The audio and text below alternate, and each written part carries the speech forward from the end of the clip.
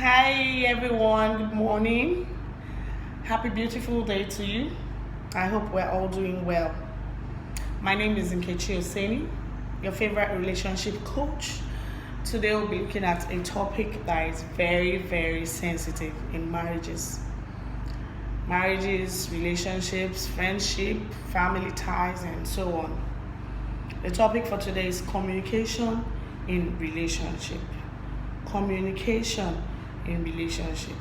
Communication is a very sensitive aspect in human existence, and there's nothing you want to do in this life that you don't consider communication, because the English dictionary says that communication is an act of sending and receiving messages, sharing ideas, sharing information through a media with the aim of getting a positive feedback.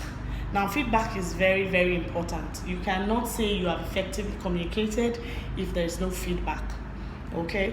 And according to study and according to some journals that I have been able to look through over the years, I realized that a lot of marriages have crumbled because of this issue.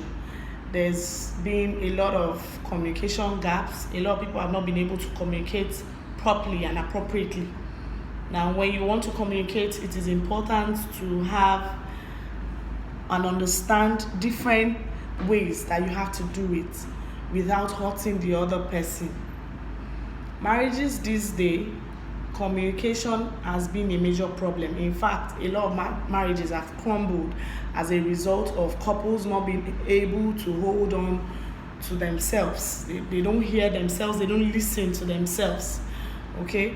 And this study is going to help you understand how to communicate with not only your partner but also with anyone that you're related with, one way or the other, to help you communicate with even your workplace colleagues and your boss. Okay, the origin of communication, like I said earlier, is an exchange of information, ideas, or feelings with that person that understands exactly what you are trying to say.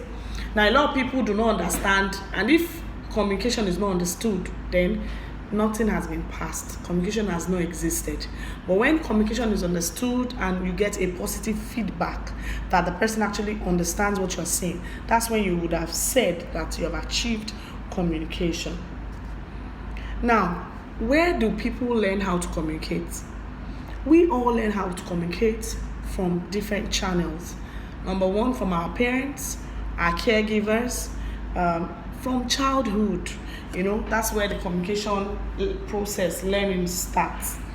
And when a child communicates, the way a child communicates determines the kind of home or the kind of background the child has. If you see some people are quiet people, they don't want to talk about issues. Those issues actually exist, but they don't discuss about it. That's this illustration that says, oh, there is a pink elephant in the room, but the pink elephant is abstract because nobody wants to talk about the pink elephant. It's existing, but we're not talking about it. That's what communication is to some. While to others, they just want to scream, they just want to shout, they just want to. Now, when a child or when a person is communicating with you and always wants to shout about it, wants to be aggressive, it means that that's the kind of background or that's the kind of childhood the person has had in the past years. Okay, so communication comes from, there's actually an origin. There's somewhere that person is coming from that would actually make the person's communication better or make it to be worse. Okay, and we are looking at ways to help couples develop the right communication skills. Now we'll go straight to the types of communication that we have. Number one is we have the aggressive communicator. An aggressive communicator is the one that a person screams, cursing, threatening, and doing a lot of things.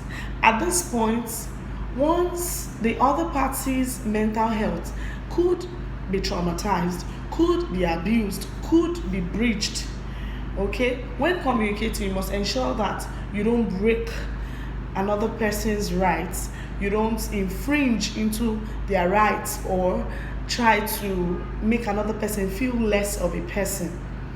But this is what this type of communication entails. It makes people feel uncomfortable, and at the end of the day, informations are not being passed, because when you're shouting at the top of your voice, you're not communicating. Nobody wants to listen to themselves. Everybody just wants to, like, you're just waiting for the person to finish talking so that you say yours back. Do you understand? Everybody's screaming and cursing and shouting, abusive words are used, hurtful words are used. Everybody just wants to say it in a way that everyone will understand. Now, a lot of marriages have been built on that kind of foundation. And I just have one thing to say this morning, that this is not a good way of communicating.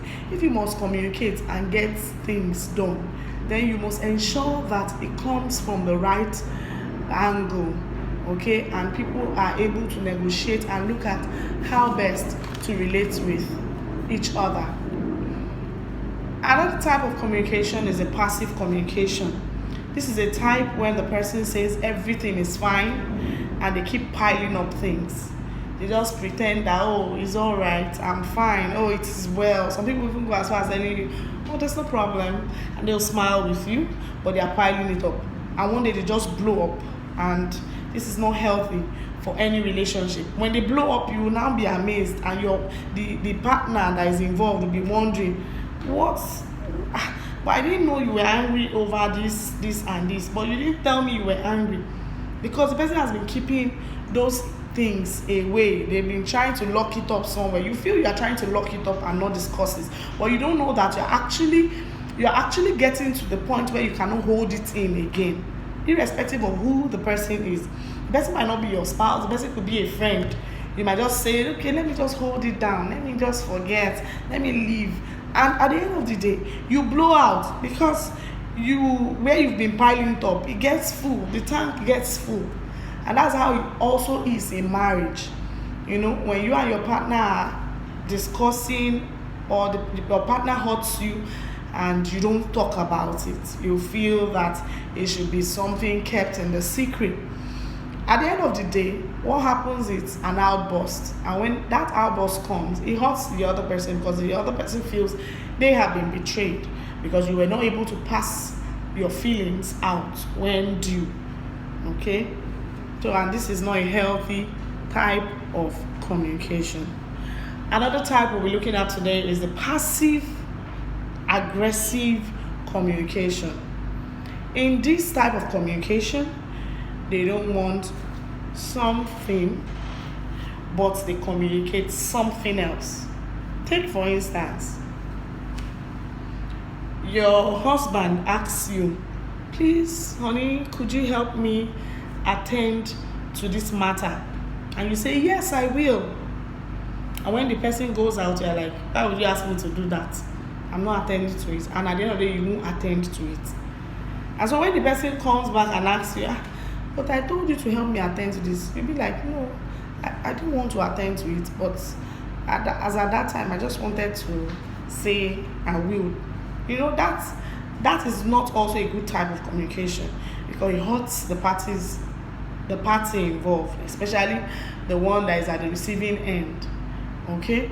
The passive aggressive communicator doesn't care how the other person feels, but doesn't express their own feeling the way it should be.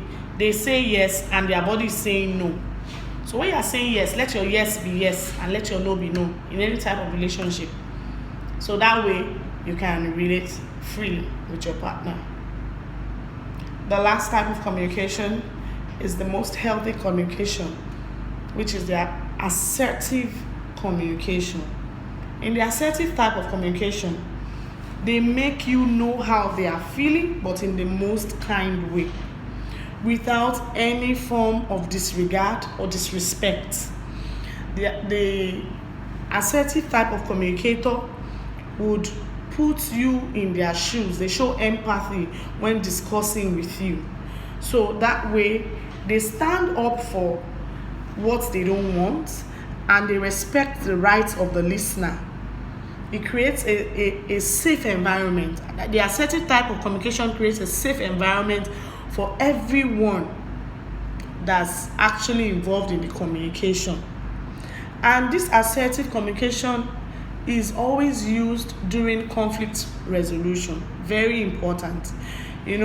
When you communicate assertively during conflict, it aids the conflict to end and cease in time. It's also the best form of communication because that way everybody gets to hear and understand what they are saying. Okay? There is something also called meta communication worksheets. Meta communication worksheets. Meta communication worksheets. This type of communication, it's a place or a worksheet or a paper whereby you draw out what is going to be involved in your discussion for the day, your do's and your don'ts. So it helps you to be assertive in your communication. You and your partner will come up with a worksheet stating what you want the communication or the issues that you will discuss should be built on. Do you understand? So the rules that will guide that communication. Oh, I would not like to be disrespected during our discussion. I would not like to be abused. I would not like my rights to be taken away from me. I would like to be heard. I would love to be listened to, and I would love that you understand what I am saying in the best manner. The other person said, I would love to actually be spoken to politely. That way, for those that are trying to build their relationship again, or for those that are already doing it, you can employ this kind of worksheet to help you further enhance your understanding of assertive communication. It gives you a room whereby you observe all the laws and all the do's and don'ts embedded in assertive communication. Okay, that's what the meta communication worksheet will do for you. And in this assertive communication, I statements are always employed. I statements are statements that means you taking responsibility of how you feel, owning your feeling, and ensuring that your partner is safe when you're actually discussing the way you feel. Take for instance, you want to tell your partner you didn't like what they did. I'll just use this as a case study. It says, I was really hot yesterday when you came late and didn't call or text me. Rather than saying, you didn't call or text me at all yesterday, and in fact, you are so selfish, you are so concerned about yourself. Those are two types of communication. Now, the one I first of all said was using the I statement, while the other one used the you statement. In assertive communication, the I statement is employed more and is used more to achieve results, because when you use the I statement, that way you don't make the other person to feel like you're attacking them. It makes them feel relaxed and look for ways to apologize to you.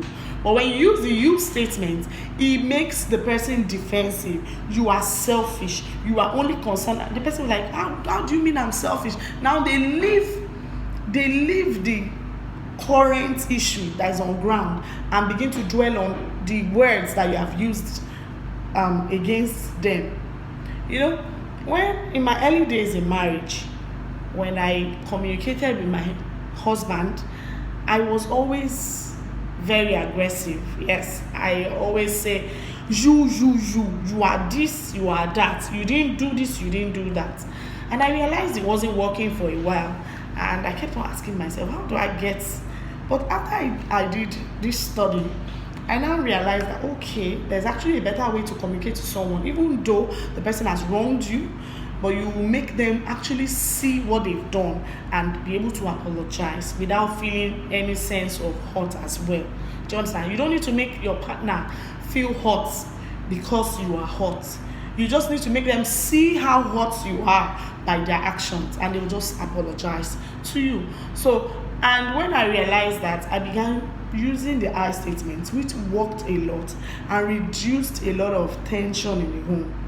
And sometimes another method I employ is using my phone. When I get my phone, I'll just record what I'm trying to say. At that point, when I record the first time, I'm angry. So I'll hear myself talk, and I'm like, wow, even if somebody has spoken to me in this manner, I will also feel hurt. So when I'll just delete that audio and record again. By the time I record the third or the fourth time, the tension in my heart has dropped. The way you will say it would have reduced. And also, what you say, you now check your choice of words using the I statement. Oh, I really felt hurt by what you did. Please, I need you to make a call across to me whenever you will be running late. Please, whenever you feel that you want to come late, please can you text me? It makes me feel relieved and makes me feel less concerned that there might be something wrong with you. You see, that way you've communicated, you've said how you feel, and you've also explained what you expect in the next contact, in the next time when that kind of a situation will present itself. So that way that person can digest and understand, ruminate over, and work on being a better person. You make people better by working on their psyche. Okay, so that's what the I statements is all about. And the last thing I'll be talking about today concerning communication in relationship, is the reflective listening.